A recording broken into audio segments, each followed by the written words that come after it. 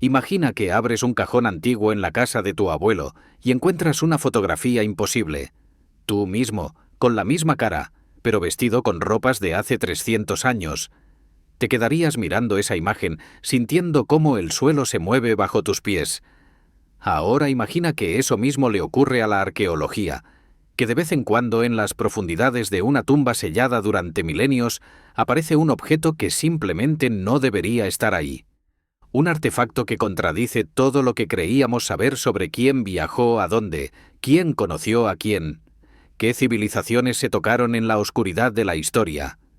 Estos objetos existen. Han sido fotografiados, catalogados, fechados, y sin embargo muchos de ellos permanecen en un extraño limbo, demasiado incómodos para ser explicados, demasiado reales para ser ignorados. Esta noche vamos a hablar de 10 de ellos. 10 hallazgos que la historia oficial preferiría mantener en los márgenes, en las notas a pie de 1200 página, en las secciones de curiosidades de los museos. No porque sean falsos, sino porque plantean preguntas para las que no tenemos respuestas cómodas. ¿Llegaron los romanos a América antes que Colón? ¿Navegaban los humanos por el océano miles de años antes de lo que pensamos? ¿Existieron contactos entre civilizaciones que supuestamente nunca se conocieron? Antes de continuar, si este tipo de historias te intriga tanto como a mí, considera dejar un like y suscribirte al canal. Cada vez que alguien comenta su teoría sobre estos misterios, el algoritmo nos permite seguir investigando. Y créeme, hay mucho más que contar. Prepárate para un viaje que no encontrarás en ningún libro de texto. Un viaje a través de tumbas selladas, campos de labranza, costas olvidadas y cielos cartografiados hace milenios. Porque la historia, la verdadera historia, no es una línea recta. Es un laberinto. Y esta noche vamos a perdernos juntos en él. Cierra los ojos un momento. Respira. Y, cuando los abras, estarás en 1933, en un valle polvoriento del centro de México, donde un arqueólogo está a punto de desenterrar algo que cambiará su vida para siempre. En 1933, un arqueólogo llamado José García Payón excavaba una tumba prehispánica en el valle de Toluca, México. El sitio se llamaba Calixtlahuaca y pertenecía a la cultura matlatzinca, un pueblo que floreció siglos antes de la llegada de los españoles. Bajo capas de ofrendas funerarias intactas, entre figurillas de barro y cuentas de jade, apareció algo que hizo detenerse al equipo. Una pequeña cabeza de terracota, de apenas 5 centímetros, con rasgos inequívocamente europeos. Un rostro barbado, con el cabello rizado hacia atrás, en un estilo que cualquier estudiante de historia reconocería al instante como romano. Pero Roma estaba a un océano de distancia. Y según los libros, ningún europeo pisó estas tierras hasta 1492. La cabeza permaneció en relativa oscuridad durante décadas, archivada como una curiosidad sin explicación. Pero en 1995, científicos de la Universidad de Múnich realizaron pruebas de termoluminiscencia sobre el objeto. Los resultados fueron desconcertantes. La terracota había sido cocida entre el año 800 y el 1200 de nuestra era. Es decir, la pieza era genuinamente antigua, no una falsificación moderna introducida en el sitio. Observa mentalmente este objeto. Es pequeño, cabe en la palma de una mano. El rostro tiene la barba característica de los retratos romanos del período imperial, con los rizos ordenados hacia atrás en un estilo que los historiadores del arte llaman a la Nerón. Los ojos están ligeramente hundidos, la nariz es recta y prominente. Hay algo en la expresión que sugiere serenidad, quizás la imagen de un antepasado o un funcionario menor. No es una obra maestra del arte romano, sino un objeto doméstico, el tipo de figura que una familia de clase media tendría en su larario, el pequeño altar dedicado a los dioses del hogar. ¿Cómo llegó a una tumba mexicana sellada bajo 3 pisos de construcción prehispánica? Las teorías abundan. Algunos sugieren que pudo haber sido traída por un náufrago romano que cruzó el Atlántico empujado por las corrientes y los vientos alisios, un viaje que, aunque improbable, no es físicamente imposible. Otros proponen que la cabeza llegó a través de una cadena de intercambios comerciales que conectaba el Mediterráneo con el norte de África, de ahí al oeste africano, y finalmente cruzó el océano en alguna embarcación precolombina. La ruta es especulativa, pero no absurda. Sabemos que las corrientes oceánicas han arrastrado objetos a través del Atlántico durante milenios.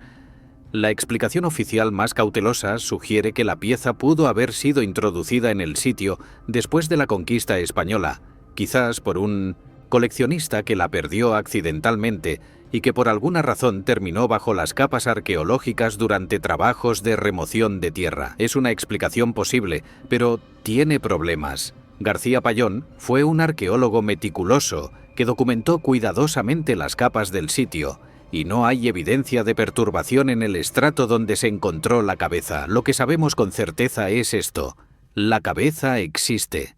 Las pruebas confirman su antigüedad, y su presencia en Calixtlahuaca sigue sin una explicación que satisfaga a todos. El Museo Nacional de Antropología de México la tiene catalogada, pero rara vez se exhibe. Es como si la institución no supiera exactamente qué hacer con ella, como si su mera existencia planteara preguntas que resultan incómodas de responder. Hay un detalle adicional que merece atención. El estilo de la cabeza corresponde específicamente al arte romano de los siglos II y III de nuestra era. Si el objeto cruzó el Atlántico, tuvo que hacerlo después de esa fecha, pero antes del colapso del Imperio Romano de Occidente en el siglo V. Eso nos da una ventana de unos 300 años durante los cuales, hipotéticamente, un romano o un objeto romano podría haber emprendido el viaje más largo de la antigüedad. Piensa en eso por un momento. En algún lugar del Mediterráneo hace quizás 1800 años, alguien sostuvo esta misma cabeza de terracota. Tal vez la colocó en un altar, le ofreció incienso, le pidió protección para su familia, y por caminos que probablemente nunca conoceremos, ese pequeño objeto terminó cruzando un océano que supuestamente nadie cruzaba, para acabar en la tumba de un noble Matlatzinca que jamás supo que existía un lugar llamado Roma. La historia oficial tiene sus razones para ser cautelosa. Un solo objeto, por más intrigante que sea, no reescribe los libros de texto. Pero la cabeza de Calixtlahuaca nos recuerda algo importante. El pasado es más grande que nuestros documentos, más complejo que nuestras teorías. Y a veces, en el lugar menos esperado, aparece un fragmento de ese pasado que nos obliga a hacer preguntas que no sabíamos que teníamos. Mantén esa sensación de incertidumbre mientras viajamos ahora hacia el norte, a las costas heladas de Nueva Inglaterra, donde otra pieza del rompecabezas espera entre los restos de un campamento indígena abandonado hace siglos. El año 1957, en un pequeño asentamiento costero de Maine llamado Naskeag Point, un grupo de aficionados a la arqueología removía tierra en busca de restos de nativos americanos. Lo que encontraron cambiaría una conversación que la academia llevaba décadas evitando. Entre fragmentos de cerámica indígena y herramientas de piedra apareció una moneda de plata ennegrecida por el tiempo. No era española, no era inglesa. Era una moneda noruega del siglo XI, acuñada durante el reinado del rey Olaf Kyrre, casi 500 años antes de que Cristóbal Colón zarpara hacia el Nuevo Mundo. La moneda, conocida hoy como el penique de Maine, mide apenas 17 milímetros de diámetro. En una de sus caras se distingue una cruz cristiana primitiva. En la otra, los restos de una inscripción en nórdico antiguo. El desgaste es considerable, lo que sugiere que la moneda circuló durante mucho tiempo antes de terminar en la costa americana. Los numismáticos la han identificado con precisión. Fue acuñada entre 1065 y 1080 de nuestra era, durante un periodo en que Noruega estaba consolidando su conversión al cristianismo. Visualiza el momento del hallazgo. Es una mañana fría de otoño en Nueva Inglaterra. El grupo de excavadores, la mayoría jubilados con interés en la historia local, trabaja con palas pequeñas y cepillos, clasificando fragmentos de conchas y puntas de flecha. Uno de ellos, un hombre llamado Guy Melgren, nota un destello metálico entre la tierra oscura. Lo extrae, con cuidado lo limpia con el pulgar, y se queda mirando un objeto que no pertenece a ninguna cultura nativa americana que él conozca. Durante años, la moneda fue tratada con escepticismo. Los vikingos en América eran, en 1957, más leyenda que historia aceptada. Las sagas nórdicas hablaban de Vinland, una tierra de uvas silvestres al oeste de Groenlandia, pero la mayoría de los historiadores las consideraban exageraciones o fantasías. Todo eso cambió en 1960, cuando los arqueólogos Helge y Anne Steen Ingstad descubrieron Landsox Meadows en Terranova, el primer asentamiento vikingo confirmado en Norteamérica. De pronto la moneda de Maine dejó de parecer imposible, pero los problemas no desaparecieron. El sitio de Naskeag Point es un asentamiento indígena, no nórdico. No hay evidencia de presencia vikinga en Maine, a casi 2.000 kilómetros al sur de Lands o Meadows. ¿Cómo llegó una moneda noruega a una aldea de 1.900 nativos americanos? La teoría más aceptada actualmente propone que la moneda llegó a través de redes de intercambio indígenas. Los vikingos que se establecieron brevemente en Terranova tuvieron contacto con poblaciones locales, y es posible que algunos objetos nórdicos entraran en las rutas comerciales que conectaban a las tribus del noreste americano. Un objeto pequeño y brillante como una moneda de plata habría sido valorado como adorno o amuleto, pasando de mano en mano durante generaciones hasta terminar enterrado con las posesiones de un comerciante indígena en Maine. Esta explicación es elegante, pero deja preguntas abiertas. El sitio de Naskeag Point ha sido fechado entre 1180 y 1235, más de un siglo después de que los vikingos abandonaran Vinland. Para que la moneda llegara allí, habría tenido que circular durante más de 150 años a través de redes comerciales que se extendían miles de kilómetros. Es posible, pero requiere asumir una conectividad entre culturas que la arqueología apenas está comenzando a documentar. Hay quienes proponen explicaciones alternativas. Algunos sugieren que los vikingos exploraron mucho más al sur de lo que las sagas registran y que pudieron haber establecido contactos directos con poblaciones de Nueva Inglaterra. Otros, más escépticos, han planteado que la moneda pudo haber sido introducida en el sitio en tiempos modernos, quizás perdida por un coleccionista visitante. Sin embargo, análisis del contexto arqueológico sugieren que la moneda estaba genuinamente integrada en los estratos históricos del sitio. Lo fascinante es lo que esta pequeña pieza de plata representa. No es solo evidencia de contacto transatlántico, es evidencia de que los objetos viajan más lejos que las personas que los crean. Un marinero noruego del siglo XI, navegando por las aguas heladas del Atlántico Norte, probablemente usó esta misma moneda para comprar provisiones o pagar un pasaje. Nunca imaginó que terminaría adornando el cuello de un comerciante indígena en una costa que ni siquiera sabía que existía. El penique de Maine se encuentra actualmente en el Maine State Museum, donde se exhibe junto con artefactos indígenas del mismo sitio. Es uno de esos objetos que obligan a los visitantes a detenerse, a releer la placa explicativa, a preguntarse si la historia que aprendieron en la escuela era tan completa como les hicieron creer. Y mientras contemplas esa moneda en tu mente, mientras imaginas las manos que la tocaron a lo largo de los siglos, viajemos ahora mucho más atrás en el tiempo, a las llanuras de Mesopotamia, donde una cultura olvidada dejó evidencia de conocimientos que supuestamente no debería poseer. 6.000 años antes de nuestra era, en las llanuras aluviales de lo que hoy es el sur de Irak, existió una cultura que no dejó reyes, ni guerras, ni grandes monumentos. Se les llama la cultura de Ubaid, y durante mucho tiempo fueron considerados simples agricultores, gente que moldeaba barro y cultivaba cebada. Pero entre sus restos, los arqueólogos han encontrado algo desconcertante: pequeños modelos de embarcaciones con quillas definidas, proas elevadas y estructuras que sugieren navegación en mar abierto. Estas no son canoas de río, son barcos diseñados para enfrentar olas. Los modelos, encontrados en sitios como Eridu y Ur, miden entre 15 y 30 centímetros de largo. Están hechos de arcilla cocida, con la misma técnica que los Ubaid usaban para sus características cerámicas pintadas. Pero Lo que los hace extraordinarios es su diseño. Tienen cascos curvos con una quilla pronunciada, una característica que proporciona estabilidad en aguas turbulentas. Algunos presentan lo que parecen ser bancos para remeros, y otros tienen estructuras elevadas en la proa que podrían representar cabinas o áreas de almacenamiento. Imagina a un artesano Ubaid hace 8000 años sentado junto a un canal de riego, moldeando arcilla húmeda con sus manos. Afuera, el sol de Mesopotamia cae implacable sobre los campos de trigo. Pero este hombre no está haciendo una vasija ni una figurilla ritual.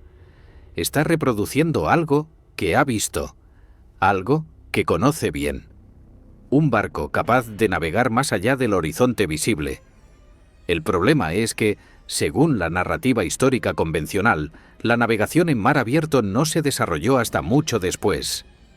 Los primeros barcos documentados capaces de cruzar distancias oceánicas aparecen en registros egipcios y mesopotámicos del tercer milenio antes de nuestra era, unos 3000 años después de la cultura Ubaid.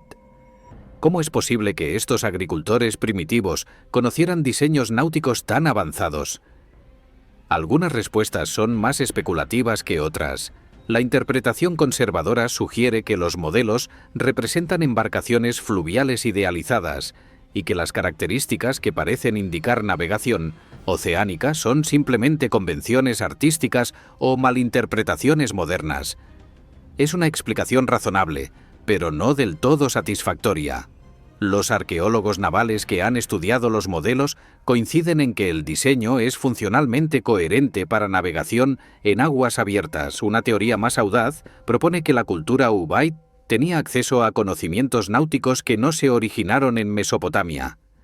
El Golfo Pérsico, que en aquella época tenía un nivel del mar más bajo y una configuración costera diferente, pudo haber sido un corredor de navegación que conectaba Mesopotamia con culturas marítimas más antiguas, quizás en la península arábiga o incluso en el subcontinente indio. Estos navegantes habrían transmitido sus técnicas a los Ubaid, quienes las preservaron en forma de modelos rituales o juguetes. Hay un dato que complica aún más el panorama.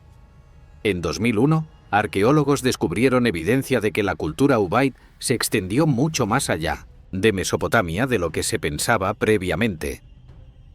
Restos de cerámica Ubaid han aparecido en sitios costeros de la península arábiga, en lugares como Qatar y los Emiratos Árabes Unidos. Esto sugiere que los Ubaid no eran simplemente agricultores sedentarios, sino que mantenían redes comerciales que se extendían a través del Golfo Pérsico. Para mantener esas redes, habrían necesitado barcos. Buenos barcos.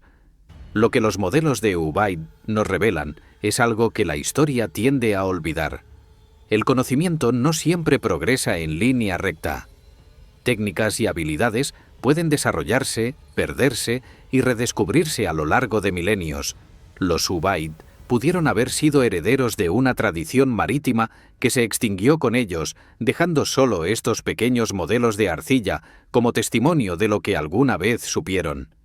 Actualmente, varios de estos modelos se encuentran en el Museo de Irak en Bagdad y en el Museo Británico de Londres. Son objetos pequeños, fáciles de pasar, por alto entre las vitrinas llenas de sellos cilíndricos y tablillas cuneiformes. Pero si te detienes a observarlos, si imaginas las manos que los moldearon hace 80 siglos, empiezas a sentir el peso de todo lo que no sabemos sobre nuestros propios orígenes. Y ese peso, esa sensación de misterio acumulado, nos acompaña ahora mientras viajamos a la Francia rural de los años 20, donde un joven campesino está a punto de desenterrar algo que dividirá a la comunidad científica durante generaciones. En 1924, un joven campesino de 17 años llamado Émile Fradin araba un campo en Glosel, una pequeña aldea en el centro de Francia. Su vaca tropezó con algo duro bajo la tierra. Al excavar, Émile descubrió una cámara subterránea llena de objetos extraordinarios: tablillas de arcilla cubiertas de inscripciones, huesos grabados con símbolos, rostros humanos tallados con expresiones inquietantes. Lo que siguió fue una de las batallas más amargas en la historia de la arqueología francesa, un conflicto que enfrentó a instituciones, destruyó carreras y dejó preguntas que, un siglo después, siguen sin respuesta definitiva. Los objetos de Glosel son desconcertantes en su variedad. Hay más de 3.000 piezas catalogadas, tablillas de arcilla con inscripciones que no corresponden a ningún alfabeto conocido, figuras antropomorfas con rasgos estilizados, hachas de piedra pulida, huesos de animales grabados con lo que parecen ser representaciones de renos y otros animales de climas fríos. El problema es que estos objetos, si son auténticos, no encajan en ninguna categoría arqueológica establecida. Parecen demasiado primitivos para ser galo-romanos, demasiado sofisticados para ser neolíticos, demasiado extraños para ser cualquier cosa que los expertos pudieran clasificar cómodamente. Visualiza el sitio original. Es una ladera suave en la región de Auvernia, cubierta de hierba y salpicada de robles. La cámara subterránea que descubrió Fradin tenía paredes de piedra seca y un suelo de tierra apisonada. Los objetos estaban distribuidos sin orden aparente, como si hubieran sido depositados a lo largo de un período prolongado. Algunos estaban intactos, otros fragmentados. El olor a tierra húmeda y piedra vieja impregnaba el aire cuando los primeros curiosos bajaron a examinar el hallazgo. La controversia estalló casi de inmediato. Arqueólogos de renombre visitaron el sitio y se dividieron en dos bandos irreconciliables.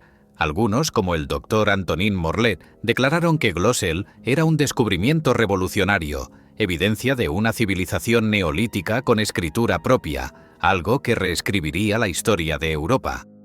Otros, liderados por instituciones como el Museo del Louvre, denunciaron el sitio como un fraude elaborado, acusando a Fradin de haber fabricado los objetos para atraer turistas y fama. En 1928 la policía francesa allanó la casa de Fradin y confiscó varios objetos. Un informe oficial declaró que las piezas eran falsificaciones modernas. Fradin fue procesado por fraude, aunque nunca fue condenado. El joven campesino, que había pasado de ser un descubridor a un sospechoso, dedicó el resto de su vida a defender la autenticidad de su hallazgo. Murió en 2010, a los 103 años de edad, sin haber visto su nombre completamente rehabilitado. Pero la ciencia no se detuvo.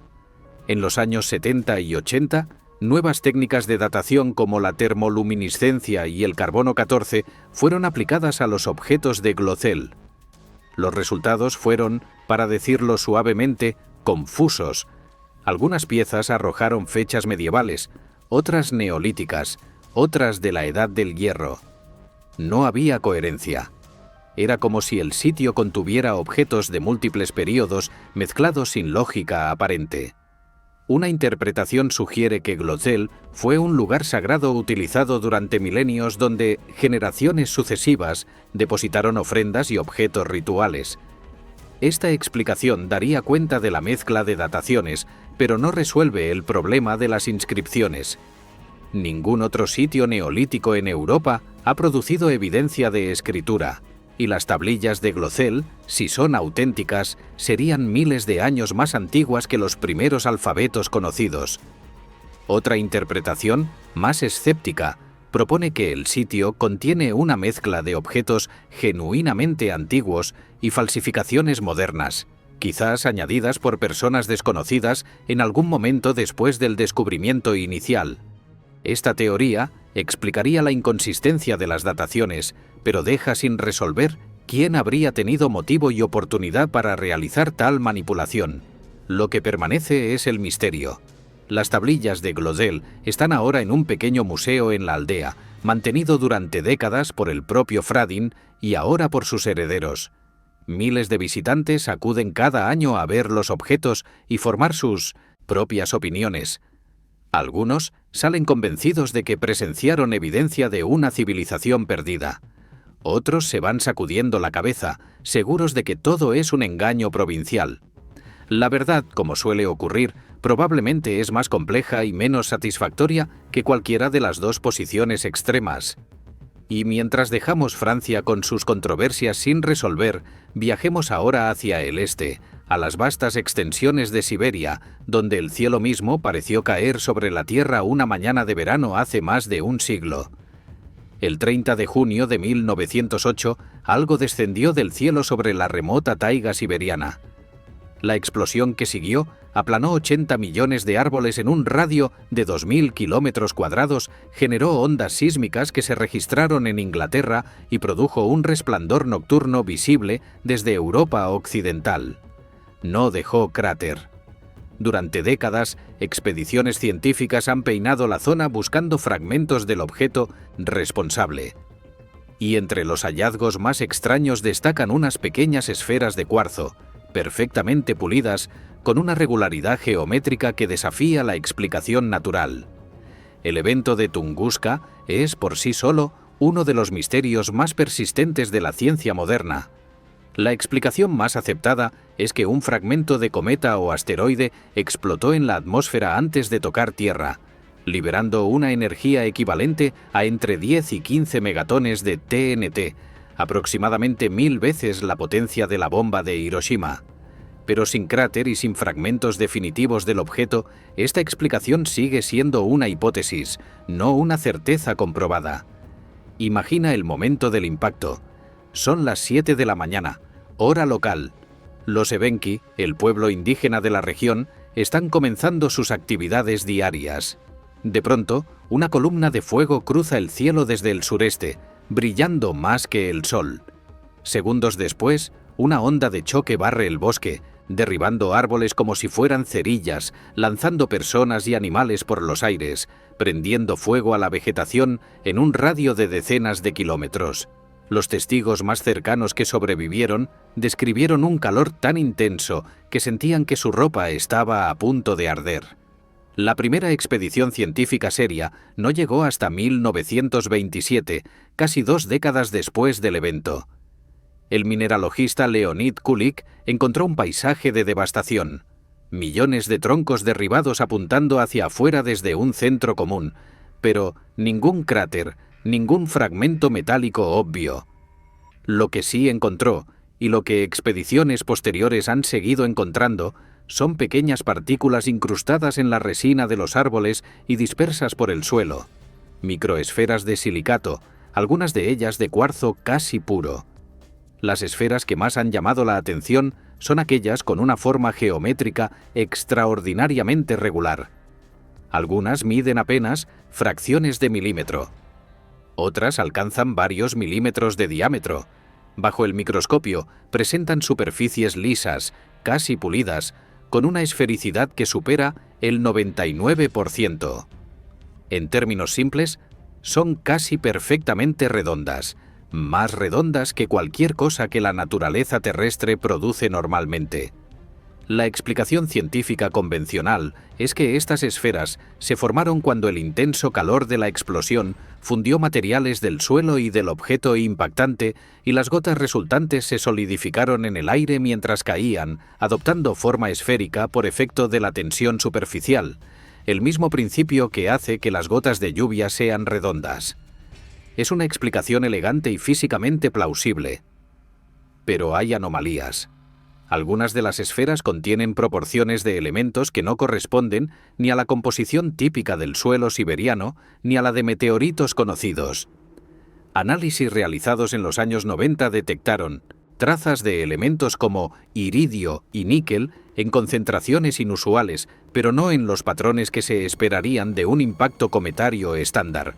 Otros estudios han encontrado esferas con estructuras internas que sugieren enfriamiento extremadamente rápido, más rápido de lo que los modelos estándar predicen. Las teorías alternativas sobre Tunguska van desde lo plausible hasta lo fantástico. Algunos científicos han propuesto que el objeto era un fragmento de antimateria, lo que explicaría la falta de restos materiales. Otros sugieren que fue un mini agujero negro atravesando la Tierra.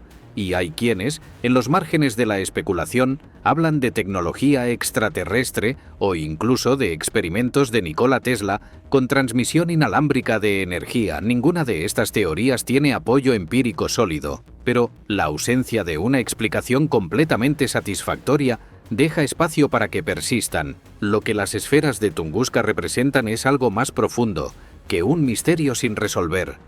son un recordatorio de que incluso en la era de los satélites y los supercomputadores hay eventos que desafían nuestra comprensión. Algo cayó del cielo sobre Siberia hace más de un siglo. Cambió el paisaje para siempre. Y todavía no sabemos exactamente qué era. Mientras contemplas esas pequeñas esferas perfectas en tu imaginación, viajemos ahora hacia el sudeste asiático, a un valle donde miles de gigantescos recipientes de piedra esperan en silencio, guardando secretos que nadie ha logrado descifrar por completo.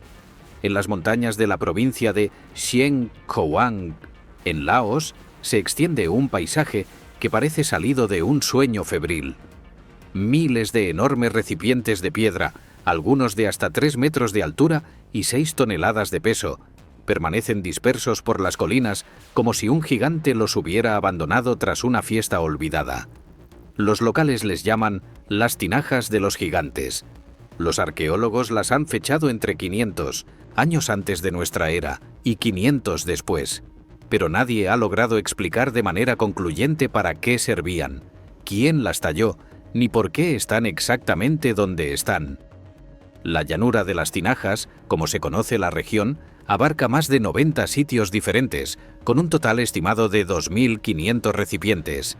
Están talladas en piedra arenisca, granito y piedra caliza, dependiendo de los materiales disponibles en cada área. Algunas tienen tapas de piedra. La mayoría están abiertas al cielo. Su distribución no sigue un patrón obvio.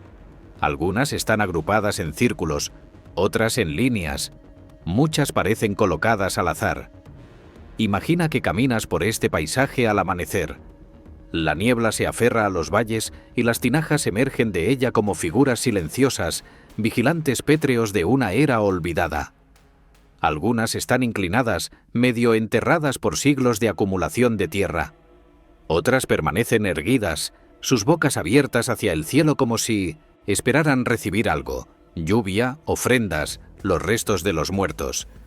El silencio es casi total, roto solo por el canto ocasional de un pájaro o el susurro del viento entre la hierba alta. La teoría más aceptada actualmente es que las tinajas eran urnas funerarias. Excavaciones realizadas desde los años 30 han encontrado restos humanos, huesos quemados, dientes y fragmentos de cerámica en el interior o cerca de muchas de las tinajas.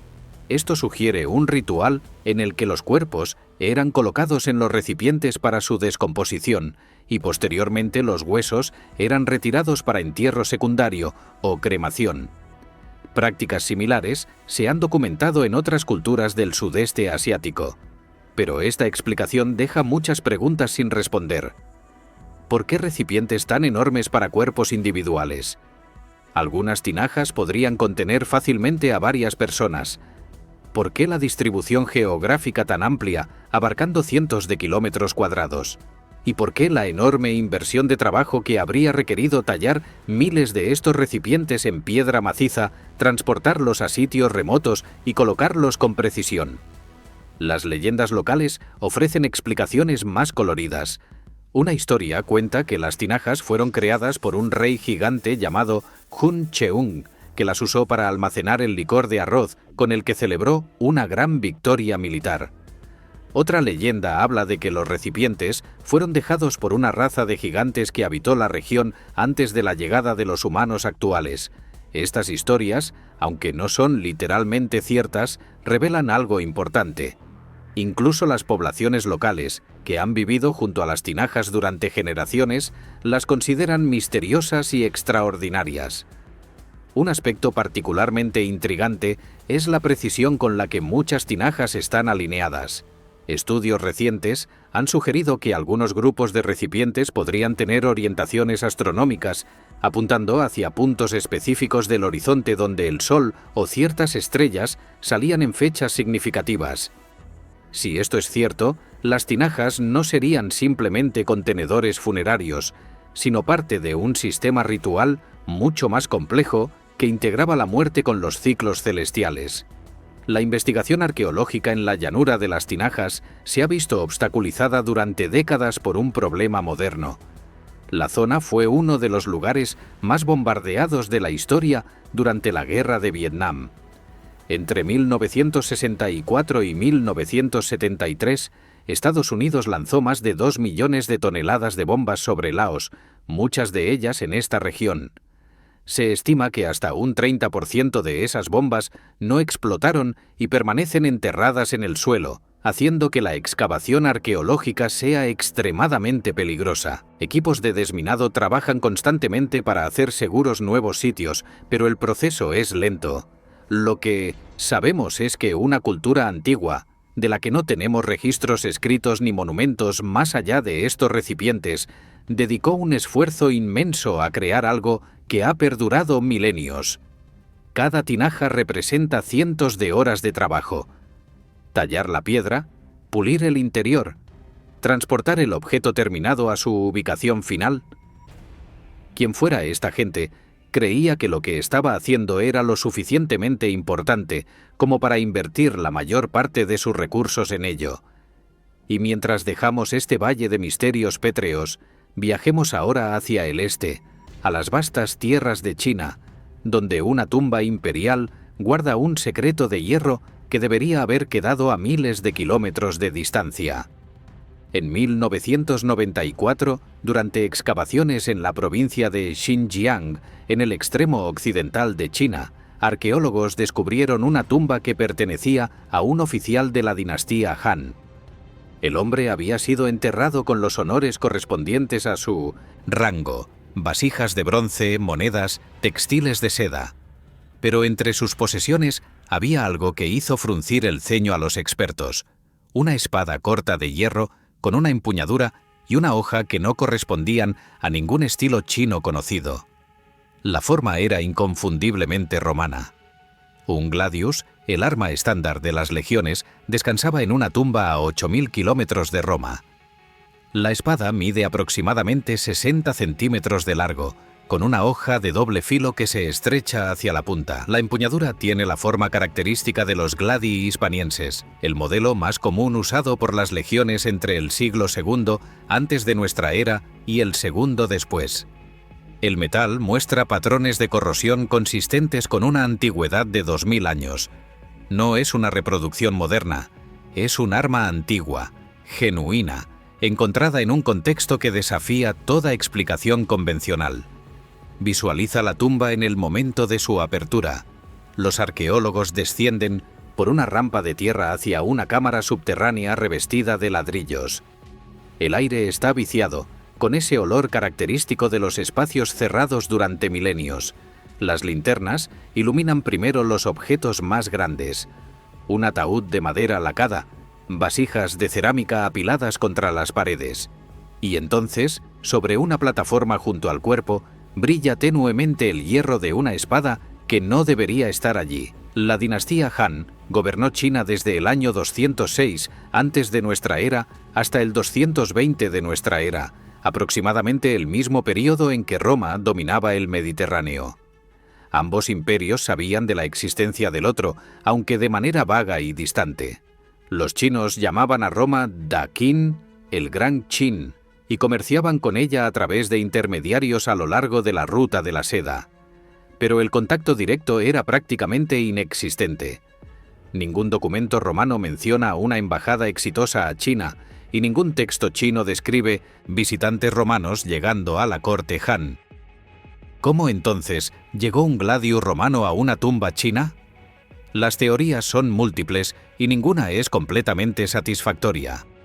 Una posibilidad es que la espada llegó a través del comercio de la ruta de la seda, pasando de mano en mano a lo largo de miles de kilómetros, intercambiada como curiosidad exótica, hasta terminar en posesión de un oficial chino que la valoró lo suficiente como para ser enterrado con ella. Otra teoría más dramática sugiere un origen militar directo. En el año 36 antes de nuestra era, un ejército Han bajo el mando del general Chen Tang atacó una ciudad controlada por los Xiongnu, los nómadas que eran los principales enemigos de China en esa época. Fuentes chinas antiguas describen que los defensores de la ciudad usaban una formación militar desconocida: soldados con escudos rectangulares formando una línea cerrada, algo que los historiadores han identificado como posiblemente similar a la formación de testudo romana.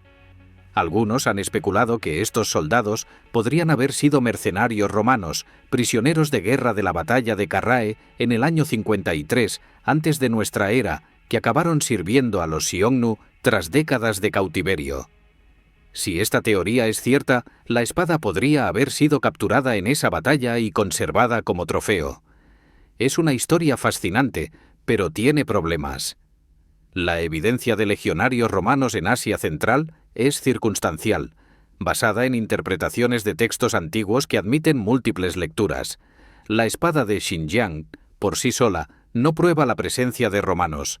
Solo prueba la presencia de un arma romana, que podría haber llegado por muchas rutas diferentes. Lo que esta espada representa, más allá de las especulaciones, es la vastedad de las conexiones antiguas. Tendemos a pensar en las civilizaciones del pasado como mundos separados, aislados por la distancia y la tecnología, pero la realidad era más porosa de lo que imaginamos. Objetos, ideas, enfermedades y ocasionalmente personas cruzaban distancias inmensas, a través de redes comerciales, migraciones y conflictos que dejaron pocos registros escritos. La espada de Xinjiang se encuentra actualmente en un museo provincial chino, catalogada como objeto de procedencia incierta.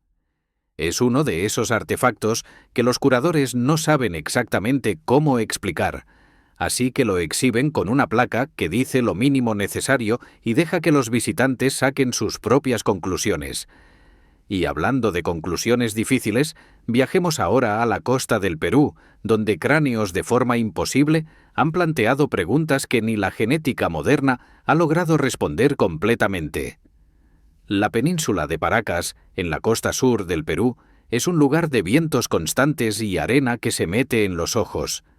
Hace más de 2000 años, una cultura floreció aquí, dejando atrás algunos de los textiles más elaborados del mundo, antiguo y algo más. Cientos de cráneos con una elongación extrema, cráneos que parecen más altos que anchos, con una capacidad craneal que supera en un 25% la de un humano promedio.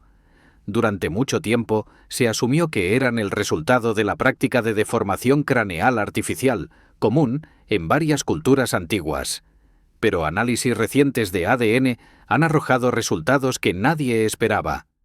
La deformación craneal artificial es un fenómeno bien documentado en muchas culturas del mundo. Se logra vendando la cabeza de los infantes durante los primeros años de vida, cuando el cráneo aún es maleable. El resultado es un cráneo de forma alargada que, aunque visualmente impactante, no altera la capacidad craneal total ni la estructura ósea básica. El cerebro simplemente se acomoda a la nueva forma del contenedor. Pero los cráneos de Paracas son diferentes. Muchos de ellos presentan características anatómicas que no pueden explicarse solo por vendaje. Algunos tienen un único hueso parietal en lugar de los dos que todos los humanos poseen. Otros muestran forámenes, los pequeños agujeros por donde pasan nervios y vasos sanguíneos en posiciones anómalas, y la capacidad craneal promedio de estos cráneos es significativamente mayor que la de cualquier población humana conocida, deformada o no. Imagina uno de estos cráneos sosteniéndolo en tus manos. Es más pesado de lo que esperarías, la densidad ósea es notable. La forma es dramáticamente alargada, como si la parte posterior de la cabeza se extendiera hacia arriba y hacia atrás en un cono suave. Las cuencas oculares parecen ligeramente más grandes de lo normal, y los pómulos tienen una estructura que no corresponde exactamente a ningún grupo étnico conocido de la región. Hay algo en la proporción general que resulta inquietante, no grotesco, pero definitivamente fuera de lo ordinario. En 2014, muestras de cabello, dientes y fragmentos óseos de varios cráneos de Paracas fueron enviadas a laboratorios genéticos para análisis de ADN. Los resultados preliminares fueron sorprendentes. El ADN mitocondrial, que se hereda por línea materna, mostraba mutaciones que no se habían encontrado en ningún ser humano, primate o animal conocido. Los investigadores describieron los resultados como indicativos de un ser humano nuevo, cuyos ancestros no correspondían a ninguna población documentada en la base de datos genética mundial. Es necesario abordar estos resultados con cautela. Los estudios no fueron publicados en revistas científicas con revisión por pares, sino anunciados en conferencias y comunicados de prensa. La comunidad científica convencional ha expresado escepticismo, señalando que la contaminación de muestras antiguas es un problema común y que las mutaciones desconocidas podrían ser artefactos de degradación del ADN a lo largo de milenios. Sin embargo, investigaciones posteriores han confirmado al menos algunos aspectos de los hallazgos iniciales. Los cráneos de Paracas muestran variantes genéticas que son extremadamente raras o inexistentes en poblaciones modernas de la región. ¿Qué significa esto? Las interpretaciones varían enormemente. La explicación más conservadora es que los cráneos pertenecen a una población aislada que desarrolló características genéticas únicas a través de deriva genética y endogamia, algo que ocurre en comunidades pequeñas y cerradas. La deformación craneal habría sido una práctica cultural que esta población adoptó, y la combinación de genética inusual con modificación artificial produjo los cráneos que hoy nos desconciertan.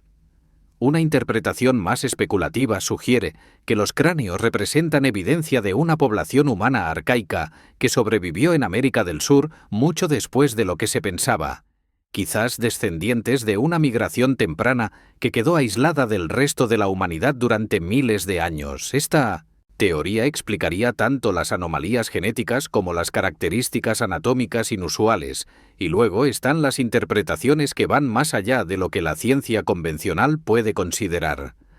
Algunos han sugerido que los cráneos de Paracas son evidencia de contacto extraterrestre, híbridos humanos alienígenas o supervivientes de civilizaciones perdidas como la Atlántida.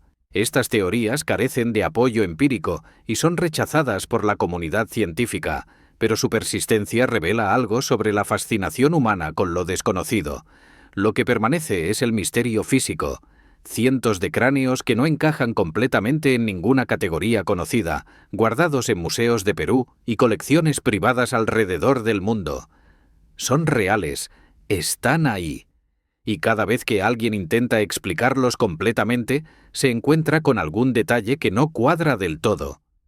Desde las arenas de Paracas, elevemos ahora nuestra mirada hacia el cielo, a las tablillas de barro de la antigua Mesopotamia, donde escribas de hace 3000 años cartografiaron las estrellas con una precisión que todavía asombra a los astrónomos modernos. En algún momento del segundo milenio antes de nuestra era, un escriba babilonio tomó una tablilla de arcilla húmeda y comenzó a grabar con su cálamo una lista de estrellas. No era poesía ni mitología, aunque ambas cosas impregnaban su cultura. Era un catálogo astronómico. Posiciones de astros, tiempos de salida y puesta, constelaciones organizadas en caminos celestiales. Esta tablilla, conocida como Mul-Tohapin, representa el compendio astronómico más antiguo que se conserva de manera sistemática, y lo que revela sobre el conocimiento de aquellos astrónomos ha dejado perplejos a los historiadores de la ciencia.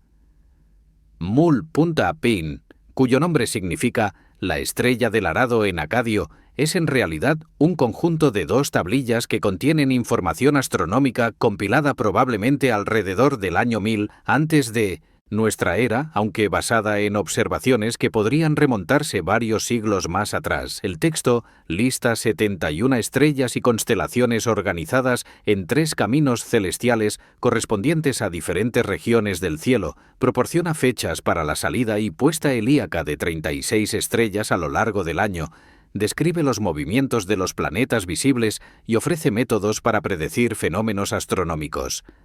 Visualiza la escena de la creación de este documento. Es de noche en Babilonia, hace 3000 años. En la terraza de un templo observatorio, un sacerdote astrónomo observa el cielo con ojos desnudos, sin telescopio ni instrumento óptico alguno. A su lado, un escriba junior sostiene una lámpara de aceite y una tablilla de arcilla fresca. El sacerdote señala hacia el horizonte oriental, donde una estrella acaba de aparecer justo antes del amanecer. Dicta su nombre, su posición relativa a otras estrellas, la fecha del calendario. El escriba graba cada palabra con precisión meticulosa. Esta escena se repite noche tras noche, mes tras mes, generación tras generación. Lo que asombra a los astrónomos modernos es la precisión de las observaciones contenidas en Mul.Apin. Los tiempos de salida y puesta de las estrellas registrados en las tablillas corresponden con notable exactitud a lo que podemos calcular retrospectivamente usando astronomía moderna. Los errores son mínimos, del orden de 1 o 2 días para eventos que ocurren a lo largo de todo el año. Esto implica observaciones sistemáticas sostenidas durante siglos, con registros cuidadosamente mantenidos y transmitidos. Más intrigante aún es el conocimiento planetario.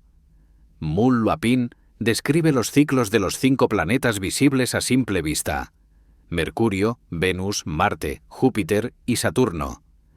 Proporciona períodos orbitales aproximados que, considerando las limitaciones tecnológicas, son sorprendentemente cercanos a los valores reales. El período de Venus, por ejemplo, es dado como 587 días. El valor moderno es 584.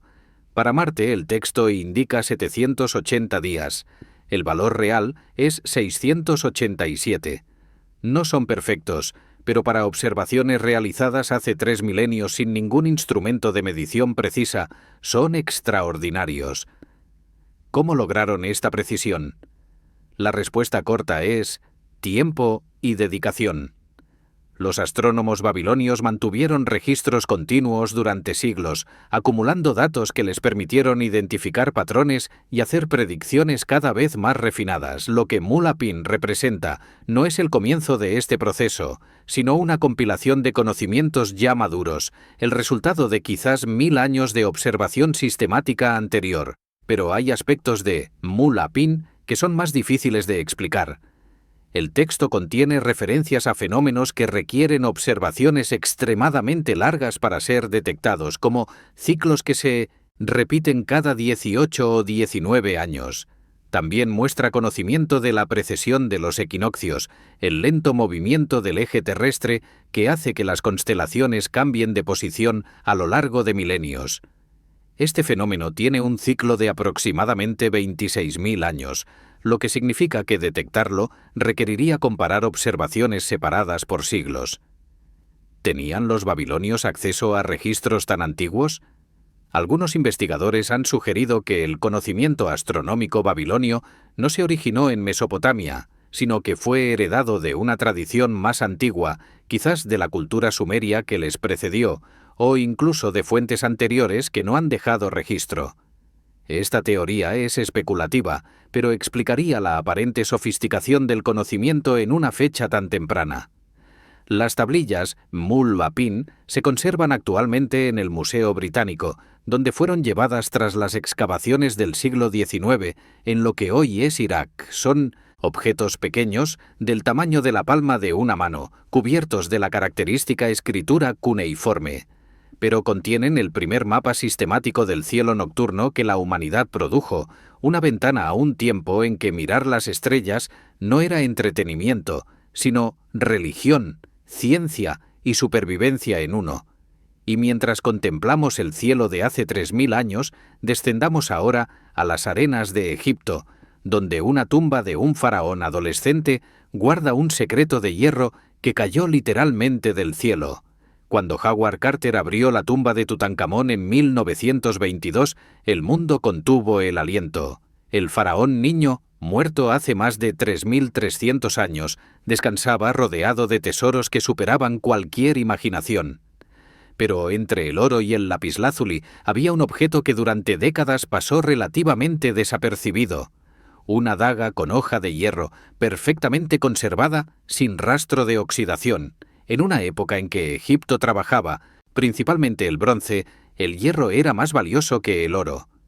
Y análisis modernos han revelado algo extraordinario. El metal de esa daga no proviene de la Tierra, proviene del espacio. La daga fue encontrada junto al cuerpo momificado de Tutankamón, envuelta en las vendas que cubrían su muslo derecho. Mide aproximadamente 35 centímetros de largo, con una hoja de hierro de 13 centímetros y un mango elaborado decorado con oro, cristal de roca y cornalina. La vaina que la acompañaba está hecha de oro con un patrón de lirios y plumas. Es, sin duda, un objeto de la más alta calidad, digno de un rey. Imagina el momento del entierro, hace más de 3000 años. Sacerdotes vestidos de blanco preparan el cuerpo del joven faraón para su viaje al más allá. Entre los innumerables amuletos, joyas y objetos rituales que colocan sobre y alrededor del cuerpo, uno de ellos destaca por su singularidad. Una daga de hierro, un metal tan raro que los egipcios lo llamaban Banpt, el metal del cielo. Y tenían razón, más de lo que probablemente sabían. En 2016, un equipo de investigadores italianos y egipcios analizó la composición química de la daga usando fluorescencia de rayos X. Los resultados fueron inequívocos. El hierro contenía aproximadamente 10% de níquel y pequeñas cantidades de cobalto, una proporción que es característica de los meteoritos de hierro y extremadamente rara en minerales terrestres. La daga de Tutankamón fue forjada a partir de un fragmento de roca espacial que cayó sobre Egipto hace miles de años. Este descubrimiento explica varios misterios. Primero, la ausencia de oxidación. El alto contenido de níquel hace que el hierro meteórico sea mucho más resistente a la corrosión que el hierro terrestre. Segundo, la calidad del trabajo. El hierro meteórico tiene una estructura cristalina que lo hace relativamente fácil de trabajar en frío, sin necesidad de las altas temperaturas de fundición que Egipto aún no dominaba para el hierro terrestre. Pero también plantea preguntas. ¿De dónde vino el meteorito? Los registros egipcios no mencionan ningún impacto durante la época de Tutankamón, aunque las crónicas de períodos anteriores hablan de piedras que caían del cielo. Algunos investigadores han sugerido que el hierro podría provenir de un meteorito encontrado en el desierto, donde los fragmentos pueden permanecer expuestos durante siglos sin degradarse. Otros han propuesto que la daga podría haber sido un regalo diplomático de otra cultura que tenía acceso a hierro meteórico, quizás los hititas del norte de Anatolia. Lo fascinante es lo que esto revela sobre el conocimiento antiguo. Los egipcios sabían que este metal era especial. Lo llamaban metal del cielo y lo valoraban más que el oro. ¿Comprendían que provenía literalmente del espacio? Es imposible saberlo con certeza, pero la consistencia de la terminología sugiere que al menos asociaban el hierro meteórico con fenómenos celestiales que habían presenciado. La daga de Tutankamón no es única. Otros objetos de hierro meteórico han sido encontrados en contextos arqueológicos antiguos, cuentas de collar en Egipto que datan de hace 5000 años, armas en Anatolia, ornamentos en diversos sitios de Europa y Asia. Lo que esto sugiere es que mucho antes de que la humanidad aprendiera a extraer y fundir hierro de los minerales terrestres, ya utilizaba el hierro que el cosmos le entregaba en forma de meteoritos. El cielo, literalmente, les proporcionaba los materiales para sus objetos más preciados. La daga se encuentra actualmente en el Museo Egipcio de El Cairo, exhibida junto con los otros tesoros de la tumba de Tutankamón. Es un objeto pequeño comparado con el sarcófago dorado o la máscara funeraria, pero en muchos sentidos es más extraordinario. Un fragmento de otro mundo, trabajado por manos humanas hace 33 siglos, depositado junto a un rey adolescente para acompañarlo en su viaje hacia las estrellas de donde vino. Hemos recorrido juntos 10 misterios que la historia oficial prefiere mantener en los márgenes, desde una cabeza de terracota romana en una tumba mexicana hasta una daga forjada con hierro del espacio, desde monedas vikingas en Nueva Inglaterra hasta cráneos que desafían la genética conocida. Estos objetos existen. Han sido tocados, fotografiados, analizados, fechados, y sin embargo, permanecen en ese territorio incómodo entre lo probado y lo inexplicable. Lo que estos hallazgos tienen en común no es una conspiración ni una agenda oculta. Es algo más simple y más profundo. Son recordatorios de que el pasado es mucho más vasto de lo que nuestros documentos pueden capturar. Cada generación de historiadores y arqueólogos hereda un mapa del pasado que asume casi completo, y cada generación descubre nuevos territorios que nadie sabía que existían. Piensa en los navegantes de la cultura, Ubaid, moldeando sus pequeños barcos de arcilla hace 8000 años, sin imaginar que un día esos objetos harían dudar a científicos de sus propias teorías sobre el origen de la navegación. Piensa en el escriba babilonio catalogando estrellas con una precisión que todavía asombra, sin saber que sus tablillas serían estudiadas 3000 años después por astrónomos que pueden viajar al espacio. Piensa en el artesano que forjó la daga de Tutankamón a partir de una roca que cayó del cielo, trabajando un material que comprendía sagrado sin entender exactamente por qué. Estos son los silencios de la historia. No son mentiras ni encubrimientos necesariamente. Son, más a menudo, los límites de lo que cualquier época puede conocer con certeza. Vivimos rodeados de estos silencios, caminamos sobre ellos, a veces los desenterramos por accidente mientras aramos un campo o excavamos una tumba.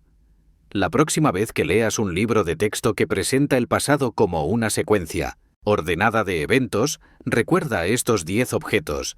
Recuerda que cada uno de ellos fue alguna vez imposible según la versión oficial de su época, y que la ciencia tuvo que adaptarse, aunque a veces a regañadientes, para acomodarlos. El pasado no ha terminado de revelarse. Hay tumbas aún selladas, campos aún sin excavar, fondos oceánicos sin explorar. En algún lugar ahora mismo hay un objeto esperando a ser encontrado que reescribirá otro capítulo de la historia que creemos conocer. Y mientras ese día llega, mantén la curiosidad viva. Cuestiona lo que parece demasiado simple. Maravíllate ante lo que parece demasiado extraño. Porque la historia verdadera no es la que nos cuentan. Es la que todavía estamos descubriendo. Gracias por acompañarme en este viaje. Si estas historias te han hecho pensar, si te han dejado con más preguntas que respuestas, entonces hemos cumplido nuestro propósito. Déjame saber en los comentarios cuál de estos misterios te intriga más. Y la próxima vez que mires una piedra antigua o un objeto olvidado en un museo, pregúntate, ¿qué secretos guarda que nadie ha sabido escuchar? Hasta la próxima. Que el silencio del pasado te hable.